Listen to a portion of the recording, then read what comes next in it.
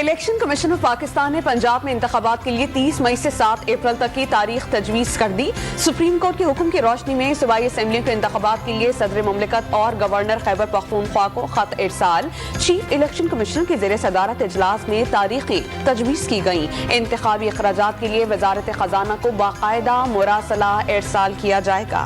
پنجاب اور اسلام آباد کے بعد خیبر پختونخوا میں قومی اسمبلی کی نشستوں پر ضمنی انتخابات نہیں ہوں گے۔ پشاور ہائی کورٹ نے پرویز خٹک، مراد سعید، علی امین گنڈاپور، اسد قیصر اور نور الحق قادری کی استعفوں کی منظوری کے خلاف درخواست پر فیصلہ سنا دیا۔ فریقین کو 7 مارچ کا نوٹس جاری۔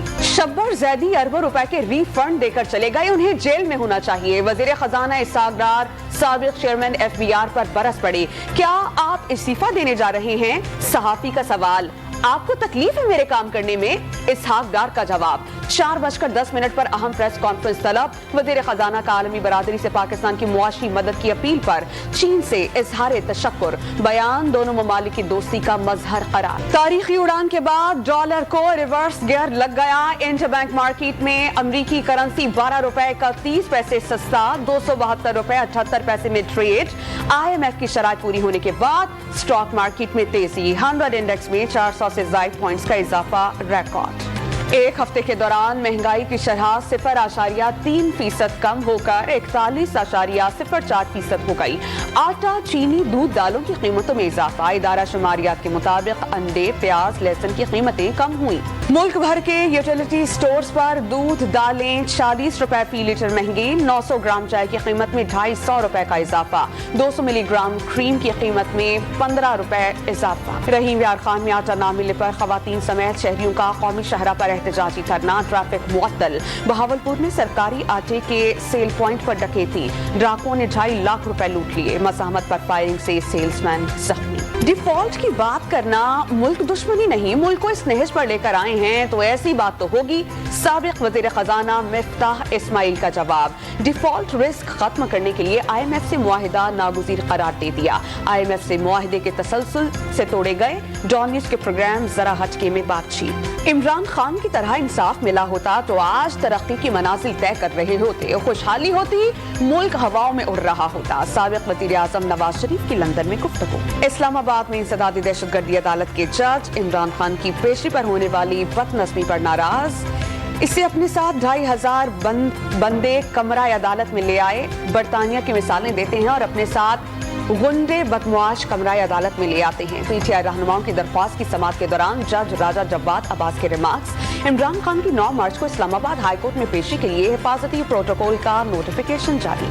عمران خان کو اسلام آباد کچہری میں سنائپر، کار بم یا دھماکے میں مارا جا سکتا ہے۔ عدالت میں حاضری پر اصرار کیا جا رہا ہے۔ وکیل اسلام آباد کچہری کو ڈیتھ ٹریپ کہتے ہیں، غیر محفوظ قرار دے دیا۔ بابر اعوان کی میڈیا سے بات چیت۔ عمران خان کو مسلسل ریلیف فراہم کیا جا رہا ہے۔ نواز شریف کو بیٹے سے تنخواہ نہ لینے پر نکال دیا۔ انصاف کا دوہرا معیار نہیں چل سکتا، عطا تارڑ کی گفتگو۔ ڈائریکٹر جنرل نیب لاہور علی سرفراز حسین کو عہدے سے ہٹا دیا گیا۔ علی سرفراز حسین کی خدمات پنجاب حکومت کے سپرد کر دی گئیں۔ مریم نواز آج سے گجرانوالہ کا 2 روزہ دورہ کریں گی۔ تنظیمی کنونشن سے خطاب کیا جائے گا۔ شہر بھر میں استقبالیہ بینرز اور بینر فلیکس آویزاں کر دیے گئے۔ سوشل میڈیا، خواتین اور یوتھ ونگ کے عہدیداران سے ملاقاتیں ہوں گی۔ سپریم کورٹ میں اوورسیز پاکستانیوں کو ووٹ کا حق دینے سے متعلق کیس کی سماعت، نادرہ نے رپورٹ جمع کرا دی۔ عدالت نے الیکشن کمیشن، عمران خان اور شیخ رشید کو جواب جمع کرانے کے لیے وقت دے دیا۔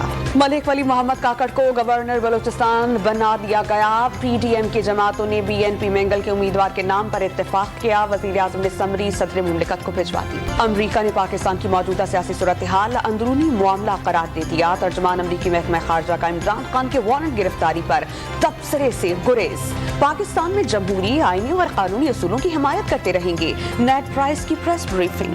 بجلی چوری کی روک تھام کے لیے خصوصی پولیس فورس بنانے کا فیصلہ، وفاقی کابینہ نے منظوری دے دی۔ پولیس فورس کم ریکوری اور 60% بجلی چوری ہونے والے علاقوں میں کارروائی کرے گی۔